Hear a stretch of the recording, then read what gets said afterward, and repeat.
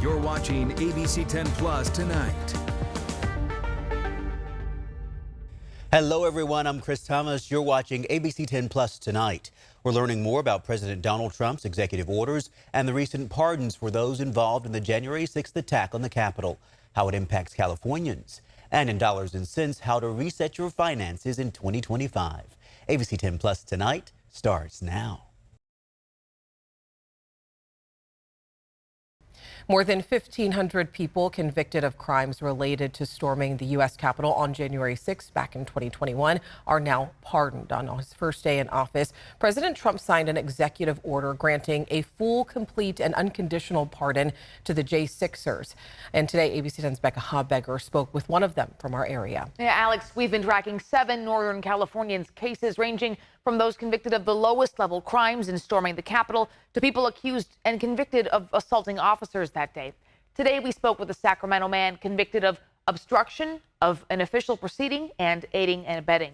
Now, I asked why he stormed the Capitol and what comes next now that President Trump has pardoned him. On Monday, President Trump issued pardons to the more than 1,500 people convicted of various charges related to storming the U.S. Capitol. I thought their sentences were ridiculous and excessive. I've had my whole life taken away from me. George Riley traveled from Sacramento to Washington, D.C. to attend then-President Trump's January 6th rally. He then stormed the Capitol, as he stated in this post on his Facebook page. People ask me why I went into the Capitol, and I tell them that soldiers like me, when we hear gunfire or we hear explosives, we go running right at it. Riley is a U.S. Army veteran and says he heard Capitol Police deploying explosives. When I heard the explosives, I ran up into the Capitol building. He took photos of the scene. We were walking around, giving ourselves a self-guided tour. Riley spent 14 months behind bars altogether as part of a plea agreement in which he admitted to entering the Capitol as part of a mob that pushed past law enforcement officers during the insurrection. In exchange, federal prosecutors dropped additional charges against him. On Monday, President Trump's executive order pardoned him. It's an honor just being pardoned by Donald Trump, you know? Do you have any regrets about January 6th? Is there anything that you would do differently if you could rewind the clock? No, absolutely not. I stood up for what I believe in, and I will never apologize for standing up for what I believe in. I was persecuted because I support Donald Trump, not because I did anything wrong. I was a political prisoner, not a criminal. I was a POW in my own country. And you understand that it was traumatic for many of those officers trying to defend the Capitol and do their job, right? But you also know that I feel like those people provoked the incident to happen, because the whole reason I went in was because one of them was throwing concussion grenades at people who are peaceful protesters. He says he's still waiting on answers as to what the full pardon means. We're just going to have to find out. Trump's pardon appears to cover the 7 Northern California cases ABC10 has been following. Nationwide, those pardoned include more than 250 people who were convicted of assault charges. More than 100 police officers were injured in the riots. Some Republican lawmakers this week objected to the scope of the pardon. It was surprising to me that it was a blanket pardon. I certainly don't want to pardon any violent actors, but there's a real miscarriage of justice here. Now, according to President Trump's executive order, 14 people received sentence commutations, not full pardons. Trump said that was because it looks like they could have done things that, as he says, were not acceptable for a full pardon. Alex. Despite Sacramento being a sanctuary city, undocumented immigrants fear federal immigration authorities will be able to arrest them anywhere. And tonight we're hearing from the mayor and a law professor as they share their support for immigrants. ABC 10's Roxanne Elias joins us live in studio now. Roxanne, what are you hearing from people who are learning they may no longer be protected in certain areas? Laura and Chris, I spoke with a family earlier today trying to get answers and help for their legal status. They told me off camera they feel no place is safe right now after President Donald Trump has taken office. The city of Sacramento is known for being a sanctuary city. Well, we're a very diverse city. You know, we're known as the most integrated city in America.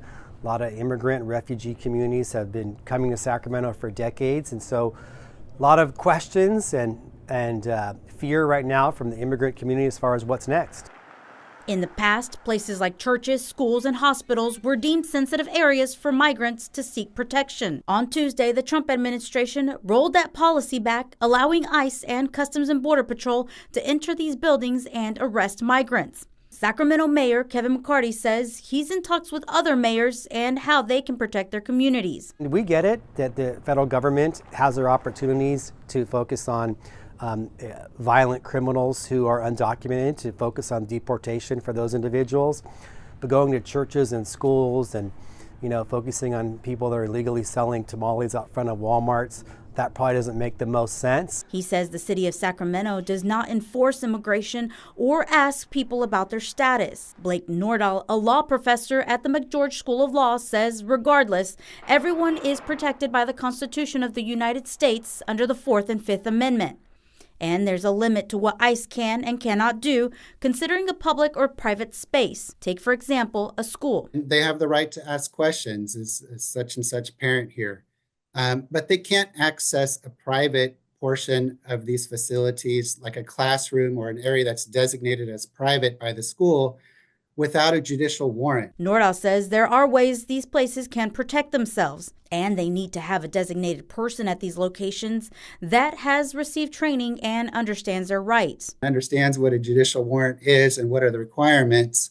And because if it's not there, then the ICE officer is not able to enter into a private area without the consent of the individuals that are maintaining that facility. Mayor McCarty says he's waiting to hear facts on how this will be implemented as he continues to support immigrants in Sacramento. Right now, it's a sense of confusion and fear. There's a lot of unanswered questions. We're not trying to get ahead of this. We want to see how this plays out.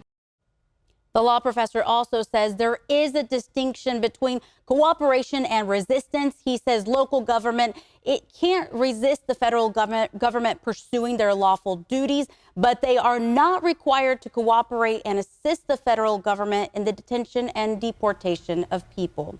Chris, Laura. Roxana Elias, thank you for that update. Following the devastating wildfires in Los Angeles, private fire companies have been a growing topic of conversation. I visited one in Roseville to see how they operate, and while they don't all operate the same, one business I spoke to says that they are growing. It's not your usual fire station. You hear all the dispatchers going on. But in this Roseville business complex, Capstone Fire and Safety Management, a private fire company, says business is growing. There are more and more companies like us providing this service across the western U.S. Capstone has a fleet of engines and trained firefighters on standby. We do serve high-risk fire areas. In fact, that is probably at the higher end of what we do. While there are companies that work directly with homeowners, Capstone Fire says they and many other private fire companies in California operate differently. We provide wildland services, response services to insurance customers across the western United States. Capstone says all the work that they do is through insurance companies, not with private homeowners. Generally, you'll see in a homeowner's policy, it'll say that Company ABC, in our case Capstone, may arrive at your property during a wildland fire to provide you prevention or mitigation services. Capstone's insurance division responded to 98 calls from May 2024 through December 2024. They point out they are not dispatched through the 911 system. And once we arrive on scene, generally we touch base with the local authorities, fire authorities that are already there, and then we'll get to work. And when you see their engines coming, you'll notice a difference. A few years ago, an assembly bill was put into law that requires private contract fire agencies such as Capstone to follow a certain set of guidelines. Things like we don't respond with lights and siren. We do have the fire agency's radios, and we will make sure that we're on the same frequencies as them. We put non-emergency on the side of our vehicles. We want to make sure that we're not confused with the municipal or local, federal, state fire services. Capstone says 90% of the work that they do is really focused on prevention efforts. When they're dispatched to a call, they really try to get with the homeowners if they're there to make sure that the embers don't spread from one house to another. So that could be something as simple as moving patio furniture or just making sure the gutters are clean. Retired firefighters to those who are looking to get more experience, Capstone has a wide variety of responders on staff. And we take all of the same courses that any wildland firefighter would have to get through to be an entry-level firefighter. We train all of our people to the standards of the National Wildland Firefighter Coordinating Group, NWCG. The California Department of Forestry and Fire Protection, also known as CAL FIRE, is the largest fire department in the state and known to have some of the best trained firefighters. When it comes to working with private fire companies, CAL FIRE says the CAL FIRE welcomes the opportunity for firefighters, whether hired by insurance or private landowners, to protect homes and spaces. But I can tell you that private fire companies, as long as they're within the command structure and stay in clear communication with incidents, it can be a benefit. So what does the future look like for private fire companies like Capstone? The phrase that I heard at the LA fires of private fire companies being a force multiplier, if you look at that and say, well, how can that help down the road? I can see more companies deciding to get into this type of offering to their customers, and that will just help, I think, in the big picture, the fire service in general, provide a better service to the public. We work for companies all across the spectrum. We put ourselves in a position to do the best job for the most people. And I asked Greg, how much does it cost to work with a private fire company? He says the cost can vary from customer to customer, and that they offer their services through insurers only. I also want to mention that I did check in with Greg before the show, asking if any crews were being sent to the Castaic fire. He says yes, they have multiple crews there. They have crews en route, and actually one of the Roseville crews is already on their way to Southern California. In tonight's Dollars and Cents, we're talking new year, new money goals. It's 2025, and now's the perfect time to rethink and reset your finances. During these past several weeks, we've been looking into ways to build better money habits. One of your goals might be to pay off holiday debt. An expert I talked with says it all starts with your budget. I always say paying down debt is probably the best thing you can do. 30% of Americans say they expect to go into debt over the holidays, according to LendingTree. While WalletHub says 47% still have debt from last year. Seeing people spending an average $1,500 extra a month on eating out. And then as far as gifts go, we do see an average of $3,000 being spent in December. Sacramento-based founder of Golden Wealth Capital, Pam Rodriguez, says she's seeing an uptick in credit card use, while inflation and high grocery prices are making people more prone to dining out. New year, new money goals. And one of the popular goals that people have is to get out of their Christmas spending debt. Where do we start, Pam? The number one place to start, and we say this every time, is taking a look at your budget. If you don't have one, creating a budget is the number one place to start. See where your money has gone and make a plan. You can tame your credit card balances by paying more than the minimum due. To make 2 payments in 1 month versus 1.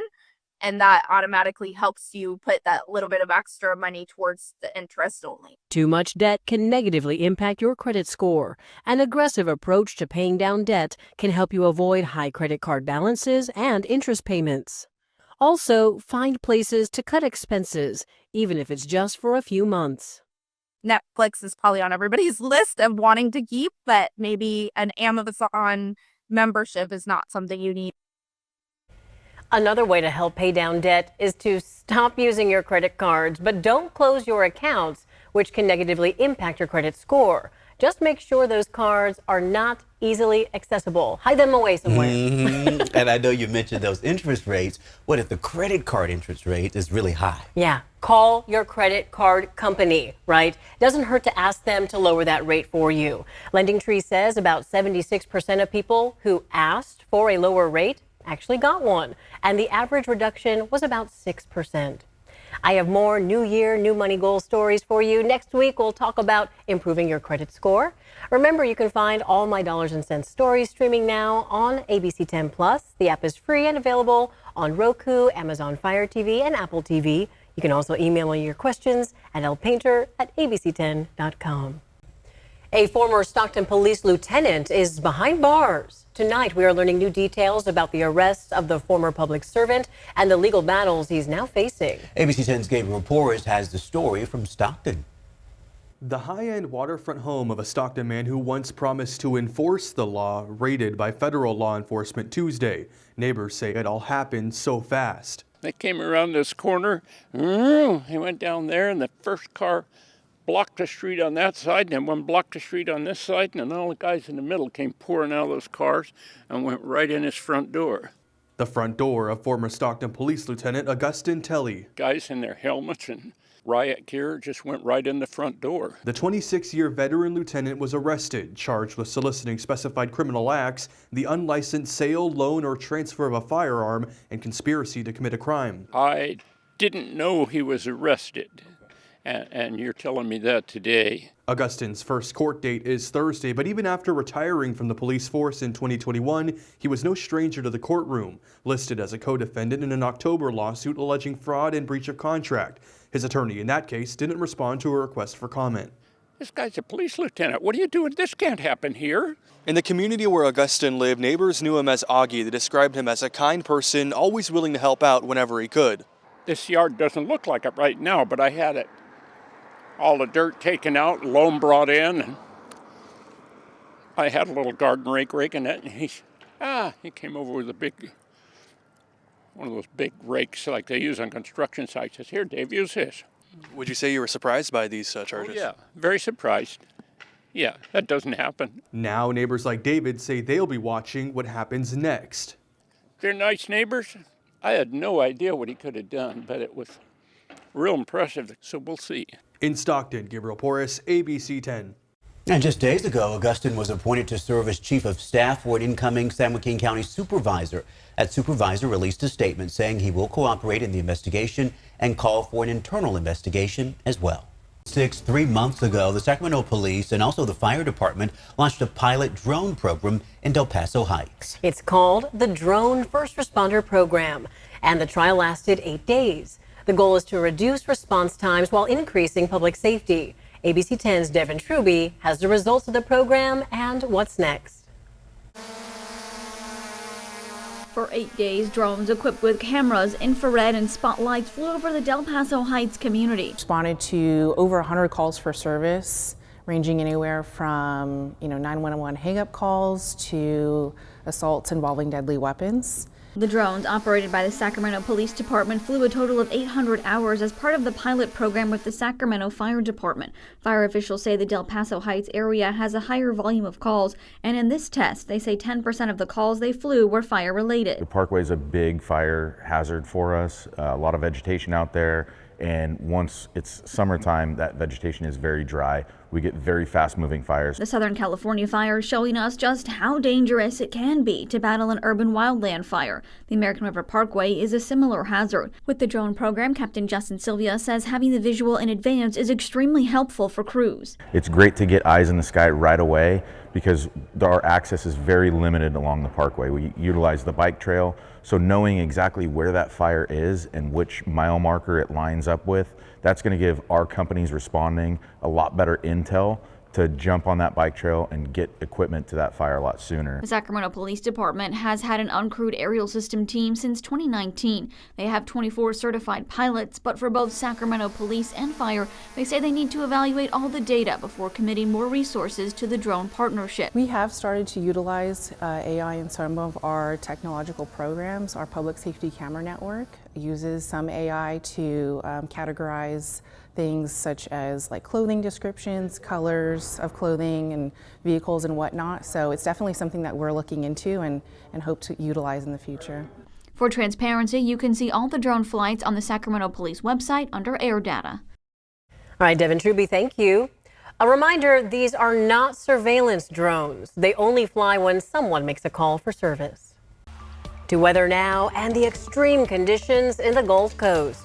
At least 10 people have been killed. 3 of those deaths are related to the frigid temperatures. Texas and Louisiana are getting hit especially hard right now.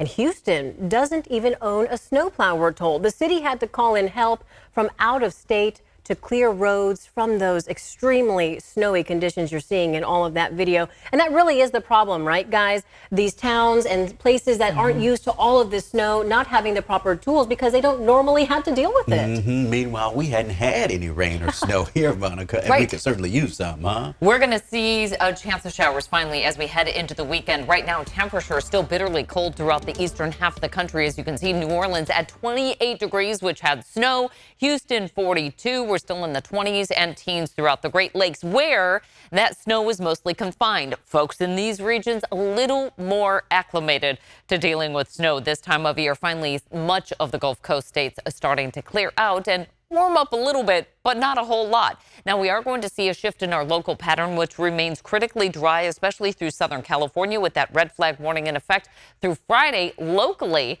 we have a chance of showers, but it's going to be really interesting where those showers actually hit. Our light the beam forecast for tonight, no cloud cover, 45 degrees, a perfect opportunity to light that beam. Sunset was at 5:17, so it should be nice and dark, but crisp overnight tonight through early tomorrow. Patchy frost and fog throughout the valley, lows dropping into the 30s, 40s in the foothills, and teens once again for the Sierra. So lows remain near freezing. Weekend showers still on tap. Plus, we are tracking windy weather ahead as well. Highs for today managed to make it into the 60s to right around the mid to upper 60s, closer to the coast, 50s in the foothills, and close to 50 up top for the Sierra. Right now, Big Mountain Backyard, we have clear skies. Our temperatures holding in the 50s at least, 45 degrees for Tahoe. But keep in mind, we're just past sunset. We're starting to see more and more of those daylight hours, which is kind of nice, especially as we need some of that warmth to dig us out of those 30s, where we start off tomorrow morning once again. We'll warm into the 40s and 50s throughout much of the day, with highs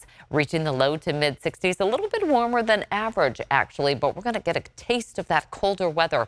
Here comes the winds accompanying that weather system that will be backing into the state. We'll see most of the winds on Saturday on the west side of the valley. Now, it's not going to be a long duration windy event. It's just one of those situations. Might want to bring in some of the patio furniture, or at least look at some of those conditions outside.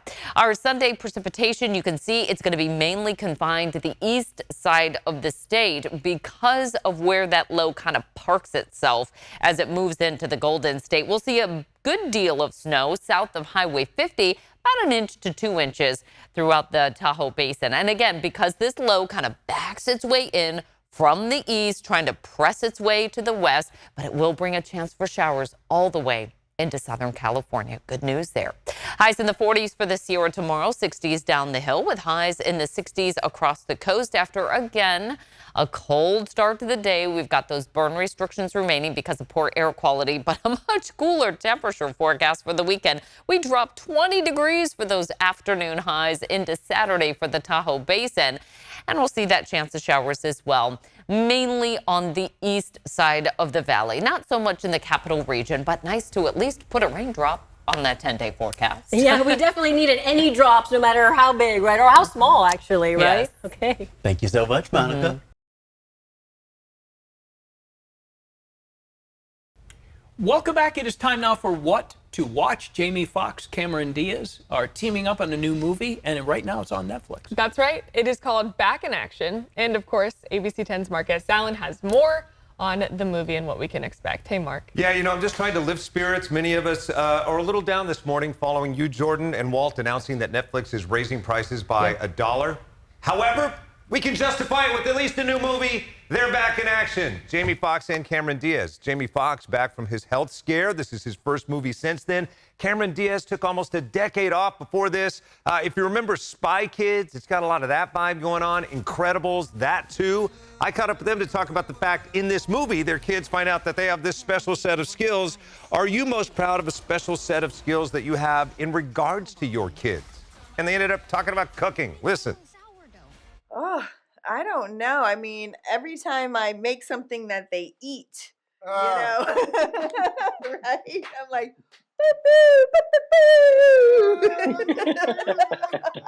I'm like, my daughter tell you, I'm a grilled cheese savant. Ooh. And the kids, you know, kids can be harsh. Yeah. You know, my kids be like, then, you know, they'll be like that. Take 2 pieces of cheese, put it in the bread, right? Then I take the spray butter. Watch me. Spray butter on the top. sizzle. Yeah. While it's sizzle, I'm spray buttering. Flip. You feel me? And if I really want to, get down with it, I grill it in a little bit of truffle. We got a cooking tip from Yes, him. yeah. More on that, more cooking tips, and Yeah. also a special visit by Northwest. You'll understand when you see it. Friday, 9:30. Take a look. ABC10 or the ABC10 Plus app. Well, we do have some good news tonight. The ABC10 Originals team won the prestigious Alfred DuPont Columbia Award for the investigative series, The Wild West of Education. Known as the Pulitzer Prize of Broadcast Journalism, the DuPont Award honors excellence in investigative reporting and storytelling that makes an impact. The 2-year investigation uncovered a lack of oversight at Highlands Community Charter and Technical Schools, one of California's largest adult charter schools. 42 educators came forward exposing allegations of attendance fraud, lavish spending of tax dollars, and many questionable practices. The reporting led to top leaders stepping down, state lawmakers demanding oversight, and a state audit. The award ceremony was held tonight in New York at Columbia University. Congratulations to the investigative reporter Andy Judson and the entire ABC10 Originals team. You can stream The Wild West of Education right now on the ABC10 Plus streaming app. The app is free to download on Roku, Amazon Fire TV, or wherever you stream. Thanks for watching ABC10 Plus tonight. We are here 24/7 on the free ABC10 Plus app. You can get your local news and weather anytime, anywhere. I'm Chris Thomas. We'll see you next time. Trust isn't given, but earned. It's built every day by doing the hard work, putting in the hours, doing the research, holding the powerful accountable, and being there when you need us most. Working hard to earn your trust every day, every newscast, every story. Watch weeknights at 6 or stream live on ABC10 Plus. Thanks for watching ABC10 Plus. And now that you're here, why don't we take a look around and see what else is here? The very first tile on your left is always going to be streaming 24/7. You can find us adjacent to that, breaking news if it's there. And then right next to that, a replay of the most recent newscast. Whether it's ABC10 Morning News at 5, 6, or beyond, it's going to be there. The forecast beyond that, and then right beyond that, the news that matters the most. Now that you know the basic tiles, let's go up to the top and take a deeper dive into news. We have every single newscast that you would need, including To the Point with Alex Bell, taking a deeper dive into the issues. Beyond that, ABC10 Morning News at 5 and 6 and 11, the evening shows as well. Below that, you can watch the top stories from To the Point. Under that, Dollars and Cents, where you can learn how to navigate this challenging economy. And below that, you can watch our award-winning ABC10 Special Investigations, where we hold the powerful accountable. Going into weather, look, it's the 10-day forecast, getting you ready for the weekend and beyond. Beyond that, sports. I know you care about the Sacramento Kings. We have the most comprehensive guide to anything, everything Kings in the locker room and on the court. We have it. Below that, I know you care about the San Francisco 49ers. We can't mention Bay Sports without talking about the Oakland A's. We have that too. Backing out again, come up to the top and join me on Verify. I'm super excited about this. Our experts are checking the facts, verifying the truth for you. Jump up now to shows. Very excited about this. Oh, look, it's Take a Look. This is my show. I love movies, and if you love movies or streaming shows, whether it's on screens this big, or this big, it's Take a Look. Recently went behind the scenes, sat down with Lady Gaga and Joaquin Phoenix to talk about Joker 2. I love the movie, and oh, I just heard you shout you hate the movie. Jump in, we talk about it on this show. Other shows, Bartell's Backroads, go up and down the state of California, tank of gas getaways, one fuel cell getaway, like places like the Toy Museum. This is what kids did before they had screens. Over here, the Moaning Caverns of Calaveras County, one of the most coveted caves in all of California. You know, watching this show, I discovered there's a cave that could fit the entire Statue of Liberty in your own backyard. You'll find about that and more with Bartell's Backroads. Down below that, To the Point. It is one of my favorite newscasts because they talk about news with Alex Bell the way you talk about news. It's conversational, but in-depth at the same time. Below that, Your California Life. Love this show. Whether it's entertainment, food, beverage, lifestyle, it's there. Desiree Shepherd hosts and does an amazing job. So there you have it. It's ABC10 Plus, the app. What do you need? We heard you and we got it. Thanks for watching. Thanks for streaming.